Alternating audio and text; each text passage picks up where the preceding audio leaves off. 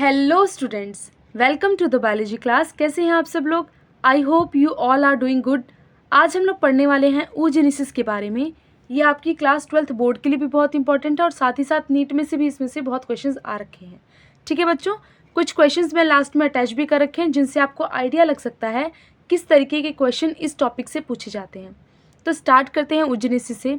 oogenesis आपको पता होना चाहिए कि ये फॉर्मेशन ऑफ फीमेल गैमेट होता है। ठीक है, एक प्रोसेस है जिससे फीमेल गैमेट बनता है। ठीक है ना। इससे पहले हमने स्पर्मेटोजेनेसिस पढ़ रखी है। स्पर्मेटोजेनेसिस और oogenesis दोनों प्रोसेस हैं गैमेट बनाने के। स्पर्मेटोजेनेसिस मेल में स्पर्म बनाता है, oogenesis फीमेल में ओवम बनाता है, और ये दोनों गैमेटोजेनेसिस के टाइप होते हैं। ये बेसिक था। अब स्टार्ट करते हैं oogenesis कैसे होती है। ठीक है, अगर हम बात करते हैं oogenesis की तो बच्चों जर्म सेल्स होते हैं। फीमेल के अंदर oogenesis हो रहा है तो हम फीमेल के अंदर की ही बात कर रहे हैं। फीमेल में जर्म सेल्स जो कि प्राइमोडियल जर्म सेल्स होते हैं, ये स्पेसिफिक सेल्स होते हैं जो आगे जाकर के oogonia बनाते हैं। ठीक है, ये oogonia मिलियन में बनते हैं, मतलब बहुत ज़्यादा अमाउंट होता है इनका, और इनको हम क्या बोलते हैं? Mother cell of female gamete. ठीक है ना। Mother cell of female gamete क्यों बोलते होंगे? क्योंकि ये आगे जाकर के फीमेल गैमेट बनाने वाले हैं। ठीक है, अभी जो प्रोसेस हो रही है कहाँ पे हो रही है? जब फीमेल अपनी मदर के वॉर्म में है, यानी कि उसका जब एम्ब्रियोनिक डेवलपमेंट हो रहा है तभी, मतलब बर्थ से पहले ही उसके बॉडी में oogenesis स्टार्ट हो गई है। ठीक है ना। अब ये oogonia आगे जाकर के बनाते हैं प्राइमरी oocyte। अभी तक जब जर्म सेल से oogonia बने तो किसी प्रकार की डिवीजन नहीं हुई है, प्लॉइडी 2n ही रहेगी। ठीक है, उसके बाद जब oogonia से प्राइमरी oocyte बनते हैं, यहाँ पर भी आपको प्लॉइडी 2n दिखेगी, क्योंकि हुआ क्या है? माइटोसिस। और आपको पता होना चाहिए कि माइटोसिस इज इक्वेशनल डिवीजन। ठीक है, माइटोसिस क्या होती है? इक्वेशनल डिवीजन होती है ना। अभी जो माइटोसिस करके प्राइमरी oocyte बने हैं, ये स्टार्ट करते हैं मियोसिस 1, जो कि रिडक्शनल डिवीजन है। यहाँ पर आपकी प्लॉइडी हाफ होती है। ठीक है ना। मियोसिस 1 हुई, पर ये मियोसिस 1 कंप्लीट नहीं हो पाई है। ये क्या कर गई है? अरेस्ट कर गई है इन प्रोफेज 1। आपको पता होना चाहिए मियोसिस के 4 फेज होते हैं, जिसमें से प्रोफेज जो होता है ना, उस फेज में ये अरेस्ट कर जाती है। मियोसिस 1 के प्रोफेज 1 में अरेस्ट कर गया है आपका प्राइमरी oocyte। अभी डिवीजन कंटिन्यू तो नहीं कर रहा है, बट कुछ चेंजेस लेके आता है जो कि बहुत इंपॉर्टेंट होते हैं।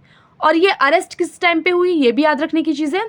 बर्थ के टाइम पे, जब फीमेल का बर्थ हो रहा होगा उस टाइम पे जो है ये प्रोफेज 1 पे मियोसिस आपका अरेस्ट हो गया है। इससे पहले की प्रोसेस कब हो रही है? जब वो मदर के वॉर्म में है। जैसे बर्थ स्टार्ट हुई उस टाइम पे मियोसिस 1 अरेस्ट हो गई है। अब आगे कुछ चेंजेस होते हैं। चेंजेस देख लेते हैं क्या क्या होते हैं। तो बच्चों देखिए, अभी जो आपका मियोसिस 1 हुआ ना, इसके बाद देखते हैं जो आपका प्राइमरी oocyte था, इसके ऊपर कुछ आपको फॉलिकल्स की लेयर दिखने लगती है। ठीक है, जिसको हम बोलते हैं प्राइमरी फॉलिकल। ठीक है, क्या बोलते हैं? प्राइमरी फॉलिकल बोलते हैं। ये फॉलिकल बनते किससे हैं? ग्रेन्युलोसा सेल्स होते हैं, जिनसे ये पूरी लेयर बनती है, और उसको हम बोलते हैं प्राइमरी फॉलिकल। ठीक है ना। अब ये प्रोसेस क्या है? बर्थ के बाद हो रहा है सब कुछ। मियोसिस रुकी हुई है, सब कुछ बर्थ हो गया, उसके बाद चेंजेस आ रहे हैं प्राइमरी oocyte में। ठीक है। सेकंड चीज़ क्या होती है? जोना पेलिसुडा की लेयर आपको अपीयर होनी स्टार्ट हो जाती है, यानी कि दिखना शुरू हो जाता है जोना पेलिसुडा की लेयर। ठीक है, प्रॉपर डेवलप नहीं होती, बट स्टार्ट होने लग जाता है उसका दिखना। ठीक है, कहाँ पे होती है? जो आपका प्राइमरी oocyte है उसके साइड में पतली सी लेयर साइड में ब्लैक कलर की अगर आपको दिख रही होगी तो वो दिखनी स्टार्ट हो जाती है। ठीक है ना। प्राइमरी फॉलिकल्स आ गए हैं। फॉलिकल्स क्या है? ग्रेन्युलोसा के सेल्स हैं। एक लेयर बना लेते हैं। उसके आगे आपका सेकेंडरी फॉलिकल, यानी कि एक और लेयर आपकी ग्रेन्युलोसा सेल्स की इसके ऊपर देखने को आपको मिल जाती है। इसके बाद में क्या होता है? जो आपके सेकेंडरी फॉलिकल्स आ गए हैं, अब क्या होगा? अब यहाँ पर आपको नई नई चीज़ें मिलती हैं। क्या मिलती है? एक तो आपको टर्शरी फॉलिकल, यानी कि एक और लेयर, तीसरी आपको एक और लेयर फॉलिकल्स की दिख जाती है। ठीक है। प्राइमरी oocyte के अंदर आपको ये क्या दिख रहा है? सेंटर में एंट्रम। ये फ्लूइड फिल्ड एक स्ट्रक्चर होता है जो कि आपको oocyte के अंदर देखने को मिल जाता है। ठीक है। और चीज़ क्या देखने को मिल रही है? आपकी जो जोना पेलिसुडा की लेयर है ओवम के oocyte के साइड में, जो आपका प्राइमरी oocyte है उसके साइड में ये लेयर जो जोना पेलिसुडा की है वो प्रॉपर आपको दिखने लग जाती है। ठीक है, यहाँ पर आपको दिखने लगेगी प्रॉपर लेयर। एंट्रम दिख रहा है, जोना पेलिसुडा की लेयर दिखने लग रही है, और टर्शरी मतलब एकदम प्रॉपर आ गई है, और टर्शरी फॉलिकल्स भी आपको देखने को मिल रहे हैं। अब ये ग्रीन स्ट्रक्चर क्या है? यहाँ पर आपको एक और लेयर दिखने को मिलती है जिसको हम बोलते हैं थीका। ठीक है, ग्रीन कलर से शो कर रखा है ना, ये थीका की लेयर है। इसको हम 2 पार्ट में डिवाइड करते हैं। आपको पता होना चाहिए इंटरना है तो अंदर का, एक्सटर्ना है तो बाहर का। तो थीका इंटरना जो अंदर की लेयर है, और थीका एक्सटर्ना जो बाहर की लेयर है। ठीक है, समझ में आ रहा होगा? बाहर की लेयर थीका एक्सटर्ना, अंदर की लेयर थीका इंटरना। ठीक है। अब यहाँ पे क्या चीज़ें याद रखने की ज़रूरी है, एक तो क्या क्या चीज़ें आ रही हैं इसमें देखने को मिल रही हैं आपको। दूसरी चीज़ यहाँ पर आपको पता है ऊगोनिया मिलियंस में बने थे, प्राइमरी oocyte मिलियंस में थे, बट जो यहाँ पर आपको ये जो आपका प्राइमरी oocyte है ना, इस स्ट्रक्चर तक पहुँचते पहुँचते बहुत ही रिड्यूस हो जाता है, यानी कि 60,000 से लेकर के 80,000 ही बचे होते हैं आपके पास प्राइमरी oocyte। ठीक है, कुछ आपके डिजनरेट कर जाते हैं। समझ में आया ना। अब ये जो आपके प्राइमरी oocyte हैं ये बढ़ रहे हैं मियोसिस 1 के ऊपर। अब मियोसिस 1 होती कब है, जब आप प्यूबर्टी में आ जाते हैं, यानी कि जब फीमेल चाइल्ड प्यूबर्टी में आ जाएगी तो क्या होगा, उसकी मियोसिस 1 कंप्लीट होगी। ठीक है, अभी देखते हैं, हमने ये स्ट्रक्चर तो पढ़ लिया। इसके आगे अब क्या हो रहा है, डिवीजन स्टार्ट करिए। मियोसिस 1 प्यूबर्टी में आप आ गए हैं। अब प्यूबर्टी के टाइम पे क्या होगा, हॉर्मोन्स का फ्लक्चुएशन होगा, यानी कि बहुत हाई आपका GnRH पहुंच जाता है। उस टाइम पे मियोसिस 1 स्टार्ट होती है। मियोसिस 1 क्या करेगी, आपकी डिवाइड करवाएगी सेल को। तो जो आपकी ये सेल थी ना प्राइमरी oocyte, वो प्राइमरी oocyte 2 सेल्स में डिवाइड करती है, सबसे पहली पोलर बॉडी और दूसरा आपका सेकेंडरी oocyte। ठीक है ना, क्या क्या चीज़ें होती हैं, एक आपकी पोलर बॉडी होती है, दूसरी आपकी सेकेंडरी oocyte होती है। अब ये सेकेंडरी oocyte आगे जाकर के ओवम बनाती है और पोलर बॉडी आपका मोस्टली डिजनरेट कर जाता है या फिर डिवाइड, ये भी आगे डिवाइड होता है मियोसिस 2 में। ठीक है, हमें काम किससे है, हमारे सेकेंडरी oocyte से। ठीक है, ये सेकेंडरी oocyte क्या कर रहा है, मियोसिस 1 करके बना है। मियोसिस 1 कंप्लीट हो गया है, अनइक्वल डिवीजन हुई है क्योंकि एक छोटा एक बड़ा सेल आपको देखने को मिल रहा है। ठीक है, कब हो रहा है, प्यूबर्टी के टाइम पे हो रहा है। इसके बाद इसके ऊपर जो फॉलिकल्स आपको दिखने को मिल रहे हैं कैसे होते हैं, मैच्योर फॉलिकल बोलते हैं इनको हम लोग। ग्राफिकन फॉलिकल्स भी बोल सकते हो, मैच्योर फॉलिकल भी बोल सकते हैं।